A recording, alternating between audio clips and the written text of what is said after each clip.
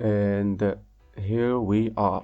Hello, welcome to the first entry of the Ypaneri podcast. What is Ypaneri? It is just yapping and neri. I think I took it from some anime that I forgot what it was, but it is something that was used in Cabaneri, I think it is one of them.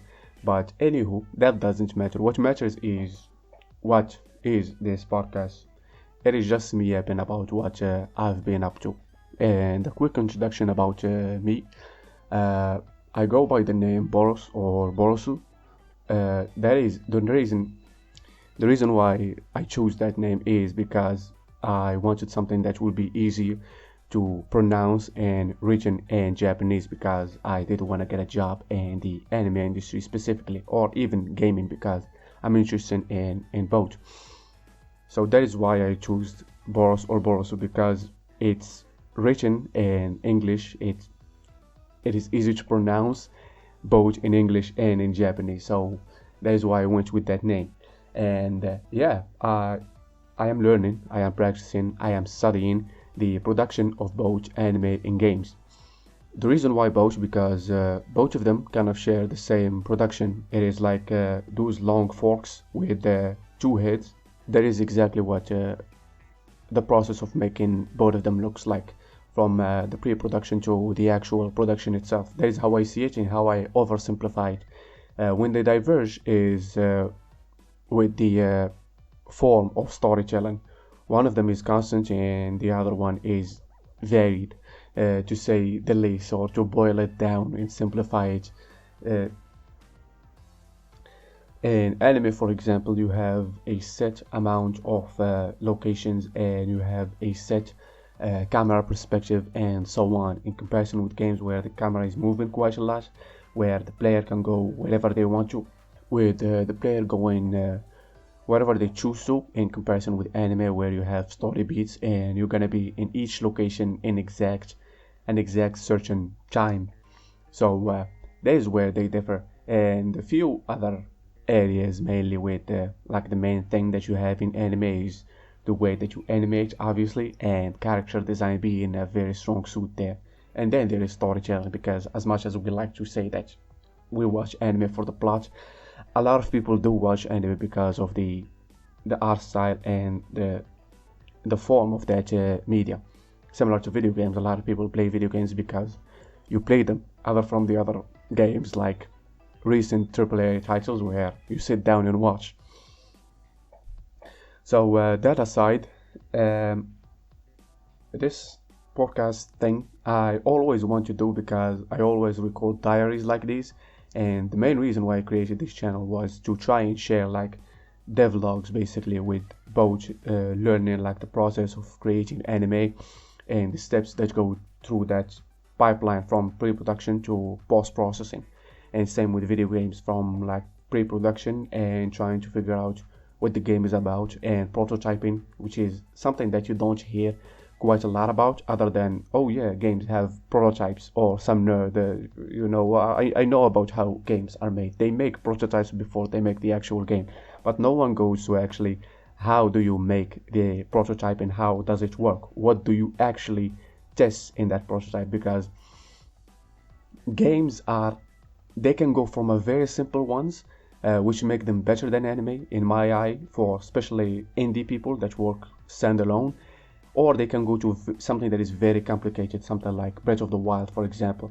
Not only do you have very complicated mechanics, but you also have a very complicated art style. So how do you nail that down? Because that art style, it looks simple, it looks like they just have an anime art style or something like Ghibli, but the art style itself is very complicated. The way that characters are designed, like the design language that they have, and the way that they are modeled. So there are two things, like the design in terms of like the clothing, how many articles of clothing they're going to have. For example, they don't use gradient like something that you see in Overwatch, for example. They use like breaking those gradients, something like cell shading and actual realistic shading that uses gradients. Cell shading break that down into like something like the threshold filter where you have stages. So something like that. In patterns, they don't use gradient and they use patterns that looks like noise, something like the patterns on the bokoblins, for example. So those are just simple things. Then you have something way bigger and complex that affects a lot of things in that world, which is light. So how do you render the stylized and the realistic materials there? So these are the things that they don't talk about when they say, yeah, prototype the game. How? So that is why I made this channel, just to try and share some stuff about the process of learning these and discovering them. And the other one that I forgot actually, what did I call it? It's supposed to be more about the technical side, where it is more like a tutorial than just look at this neat thing that I found out. And the tutorial, I will show you how do you actually make the thing and how to optimize it, because for a lot of video game making content that you see online, it is more like VFX that is meant for movies or anime. And you see the whole industry kind of shifting that way, with Unreal 5 being more optimized for cinematic use than actual real-time rendering. And those are the kind of problems that I don't like. So instead of just bitching about them, I try to make some change. But change take quite some time, because I'm studying, but I have quite a lot of knowledge that I wish that was there. That is why I wanted to put it out there. That is why the other channel exists. And I'm kind of planning to put a bunch of tutorials right there, or just informative videos, mainly about things that I've been interested in recently, which are related to video games more than anime. Because the structure of this podcast was supposed to be like, the way that I envision it is I will have something going on in the background if you want to actually watch it instead of listen to it. The thing is going to be either a gameplay of some game that I've been interested in recently, or just me sketching, doing the warm-ups, the daily warm-ups. So I will have like a large library that I can use of footage, so hopefully I don't run out of footage to use in the background, and have some graphical elements on top of them. Then there is this neat thing that I saw in a lot of retrospective videos that I actually watch. I don't listen to them, because when I watch a retrospective about a game, I want to see how the game experience is, other than just listening to what the person experience was and what they thought about it, because both of them are interesting.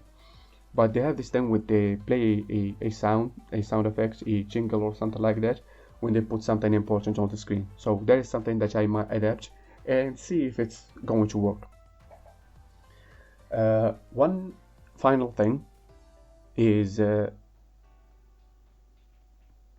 structure, I guess, is going to be something like I'm gonna talk about animes that I watched recently, or games that I played, and things that I've been working on. So yeah, and problems that I have with all of these. That is going to be basically the structure going forward, unless stated otherwise. So yeah, starting with the main problem that I've been struggling with is time management, which is a tricky problem to try and solve, because the more that you try and solve this problem, the more it gets complicated. So the harder that you try, the harder that it gets. And I honestly do not have a solution for that, or any kind of idea on how to solve it. Maybe I have an idea, to be honest, because I might have too many things on my plate, so I can't eat it all. I'm kind of biting more than I can chew, in other words. So that is something that I need to work on. The other thing is I have a lot of backlog of projects that I need to work on, or documents that I need to write about a lot of stuff that I study, because I realize that a lot of time I will lose interest in game development, for example. And when I lose that interest, I move on to working on anime stuff. When I say anime, I'm talking here about mainly getting very, very strong compositions when it comes to creating the layout, and getting very nice, clean line art, which is something that I still struggle with to create some of like the Genga that you might see online, with some trashy animes, to be honest with you, that get the most attention, like the Rent a Girlfriend. That anime have a very great art style that I really love, but it is insufferable to sit through it. So yeah, I'm trying to find a way to try and get something similar to near the vicinities of that type of rendering, or at least learn how it's made, because that is how you create art styles basically. You don't create your art style, you create a bunch of quirky things, quirky solutions for some problems in the way that you render the shadows or the highlights or the reflected light, like they put in the eyes, for example. The reflected light is that small kind of arch that you see on the bottom of a lot of enemy eyes, and sometimes that can be like the shape of some very simplified graphic art style, like a triangle, circle, star, or something of that sort. So yeah, I forgot what I was talking about. God damn, we started strong here. So uh, I was talking about. I just remembered I was talking about losing interest in something and leaving it for a while. When you go back to it, you need to have a system where you basically have like a save file that you can load and continue from where you left off. I haven't had a system like that since I started working or trying to learn how these things works, or all of the projects that I've been working on. I haven't had a system like that because mainly I could not afford it, because the PC that I had could not launch. For example, I worked on something on Photoshop, for example. I cannot launch that same file because it takes too much memory, so I have to start a new one. And like that, I learned a lot of stuff, mainly about optimization, because when I'm creating textures, for example, I need to optimize them down to the minutia so I can run them, and God forbid I forgot something, so I need to go back and tweak it. So that is why I kind of went on that destructive workflow where I don't save anything nor take notes on it, and all of the notes that I take are very hideously made. They're not detailed, they don't have all of the components and the ideas that I had. For example, I've seen how a certain thing is made, for example, some very stylized art style or way of rendering, and there might be a breakdown for it, but I might have a great idea on how to further amplify the appeal of that art style. I don't write that down, I just rely on my memory, because the memory at that time, because it is a new idea and very very exciting, you think that it will be still strong in your mind like for like 10 years moving forward, but you will forget about it the next day or the next week at most. So that is why I downloaded this software called Obsidian, which is a very strong software that you can use for note taking. And it isn't just that, because I like to stay away from the corporate eye, if you will. I don't like to feed my data, for example, like my schedule on like Google Calendar or something like that. So there is a calendar in here. There is a to-do list with like, hold on, let me check it out. It's called a Kanban board. And this Kanban board, basically, it has just a bunch of slots that you can create, in each like row of them can be like, this is to do, this is in progress, and this is done, for example. And there is another one which is just like the detective board, that you can put all of the images, all of the text that you can have, and just put it all over this thing and start connecting dots. So it is pretty neat one, and I really love it, mainly because of the customization and the variety of things that you can do here. And also you can modify it with CSS, which I am currently still trying to get into C++. And CSS is a pretty easy one, but I'm trying to get into C++, start with it first, then I will start the CSS, because I want to customize stuff and have them like very neat and clean documents for all of the things that I have. So yeah, that is one thing that helped me with the time management, but I'm still struggling with it. I documented a bunch of things, and there's still tons of them that I still need to document. Either I still have the ideas on my head that I haven't put down, or I recorded quick audios for them, like summaries. That's some things that I still need to look up, so I need to process those and like save them, like you do in video games, save the progress. And I still have some of them that are just quick notes on my notebook right here, this raggedy one that I have on the shelf. And yeah, time management, we'll see moving forward a few weeks from now if I manage to tackle this beast of a problem. But that aside, let's talk about something fun. Well, that isn't fun because it is part of the problem why I have time management issues. Video games. I'm saying problems, but I don't actually play a lot of video games. This is the week that I played the most video games in quite a long time because I decided to give at least 2 hours a day to play a video game. This time I choose Dragon. This time I choose the Dragon Dogma. The reason why is because I've been seeing this game for quite a while, but I've been hesitant to actually try it. So when I saw actual gameplay instead of just people shitting on the game, basically, when I saw the actual gameplay and what the game have to offer, I was interested because it was kind of like Breath of the Wild in a sense, in terms of the freedom that you have, and it had a nice combat system. Usually those RPGs don't have a nice combat system, and that is because the game is made by Capcom, and the producer of it was someone that works on the Devil May Cry series. So you have your typical combos that you see in there with like spamming a button, pressing on like a square button, you will get a new attack, charge attack and a sort, or doing nothing between each press of a button, which is like waiting for the arc of an action to finish, then hitting or pressing the button, so you will get extra damage and new move basically. So you can chain a bunch of combos. You have a variety there. It isn't as varied as something action oriented like Ninja Gaiden or Devil May Cry, God Hand and so on, but it is something that I was interested in to try and improve on the world of Breath of the Wild and create something like an RPG out of it, but not too RPG. It's just better side quests and better combat and nice exploration, because Breath of the Wild is great because you explore the world of ruins and all, and I am like arguably the world #1 glazer for that game, but what they did with the sequel is something that I'm not I don't like it. I hate it, as a matter of fact, because there's the idea of like just stumbling upon dungeons.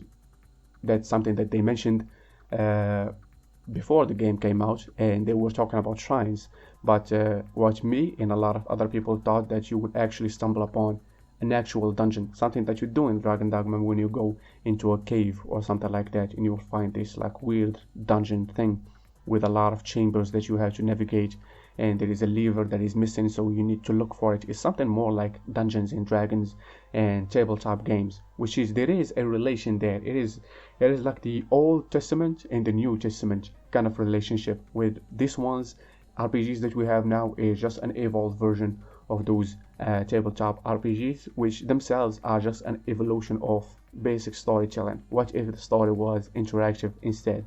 So studying those games and trying to see how they are actually made in a sense, and I'm talking here about the systems, not the game itself, because the game is just the combination of these systems. So I'm interested in how the systems are made.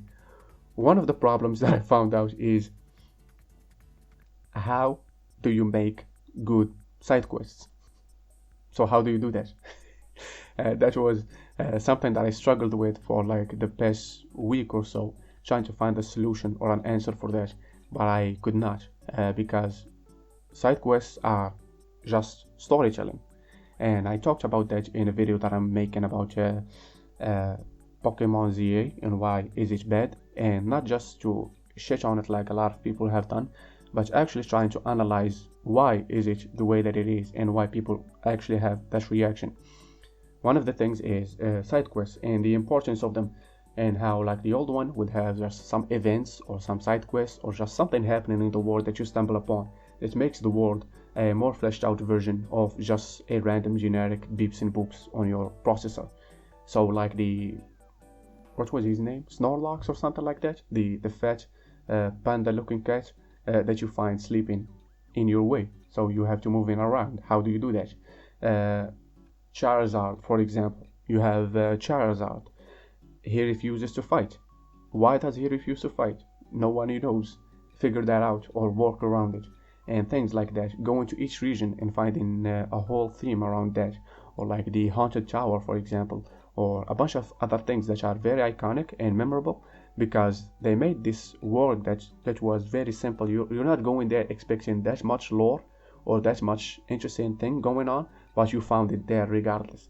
So those what side quests are. They just pull you into the world, and at the same time making you feel like, even though that you're going on this main character journey, but still you're not the only story in this world. There are a lot of stories going on with like all of those side quests if they're written well, which games that I think have good side quests are The Witcher 3, which is something that I played and I dropped because I wasn't into it that much, and I was kind of expecting a lot from it and it did not deliver. But I'm planning to go back to it and play it again and investigate exactly just the side quest this time, because the first time I was about exploration, the combat system, and so many other things that the game did not deliver for me. Mainly I hated the fact that you traverse the world through using your horse, and the horse animation was pretty bad. I did not like it, especially after playing Red Dead Redemption, which have amazing horse animation, and the fact that the camera is too zoomed in a bit. Again, comparison with Red Dead that I played before it, which is something bad. I should judge the game for what it delivers, but that is something that I really wish to have, which I played it on the PlayStation 4 Pro, and I'm willing to go back and play it on the same console, even though I have another version that I bought before that, before I buy the PlayStation. I have one on the Switch, which is it runs well, but it looks hideous. And if I had one on PC, if I bought one on PC, I think I can install mods and modify it, but I wanna see the game for what it is and see the side quests that people were talking about. Another game is, and I'm getting outside of my comfort zone here, is Pathfinder, Road of the Righteous or something like that. There is also a tabletop game, basically in a digital medium. That is all I can describe it as.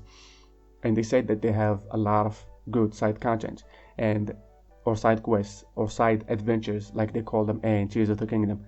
That's what I'm interested in. If they have a short main story where I can finish the game in about like 10 hours, which is like maximum 4 weeks of weekends, if it has something like that, and then the side quest exceeds that, it push it forward to like up to like 30 or 60 hours, even though I know that these games like have 100 plus hours of gameplay to them, not just because the replay value is high, but because the main quest itself, if you want 100% it's gonna take too much time. So yeah, another one is a classic called Baldur's Gate. I'm talking about the old one, not the new one. I still do not want to get into this new one until I study the earliest one, because you want to study the actual evolution of it instead of just getting the final result, which is being impacted by a lot of stuff, a lot of decisions, a lot of variables that you might not pay attention to, but when you see the pure vision that the first iteration of whatever series was, you kind of get a lot of knowledge there with problems that you yourself might be struggling with, like how they solve some minor solutions or minor problems in like the first century of Zelda, the first century of Mario, or Mario 64, the first one in 3D, and Ocarina of Time, the first one in 3D also. Baldur's Gate, this is a top-down game. How did they render the map, for example, and so on. And that is why it is preferred to study the old games, because they have made a lot with few things that they had affordable for them, from the processing power of the consoles of that time to the ideas that they had that were pretty limited and pretty amateurish, to say the least, because now we expect pretty big things from big studios, but back then even big studios had some dumb ideas. So yeah, that's it. I think I talked about all of it. I will leave some of the other topics that I have in here until further installations, because I want to make these episodes like around half an hour or less. And yeah, this was the first entry. Hopefully you like it, and if you do, please consider commenting something below, any advice, criticism, anything really. And yeah, subscribe, and see you in the next one, which will be the next week, hopefully. That's it. Thanks for listening, and as always, make sure to have yourselves a damn good one.